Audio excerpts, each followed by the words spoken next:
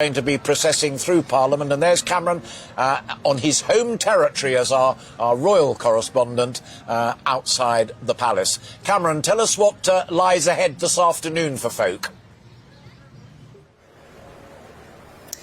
Well, Alistair, it's very much gearing up here for this spectacular Platinum Jubilee pageant, which is expected to kick off at around 2:30 this afternoon, involving 6,000 performers, 1,000 of which are armed forces from the Royal Navy, Royal Air Force and British Army. It starts off kind of Westminster Abbey area, down Whitehall, then it will travel up the Mall to here at Buckingham Palace, where those two stages, which we saw last night, so that Platinum Jubilee concerts, will be put to good use once again. So let me tell you about exactly what is happening.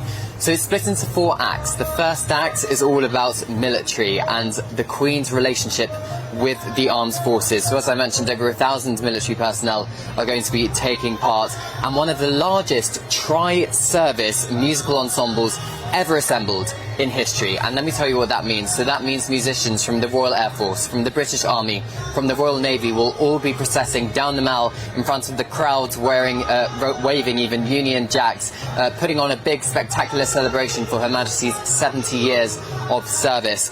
Then we have Act 2, The Time of Our Lives, and this will represent Her Majesty's 70-year reign from when she ascended to the throne aged 25 in 1952 all the way up to the present day. Expect vintage buses, vintage cars, as well as a very special performance from Ed Sheeran, who will be performing his song Perfect, and we are expecting that will be a tribute to Her Majesty's late husband, the Prince Philip, Duke of Edinburgh, who Her Majesty once described as her strength and stay.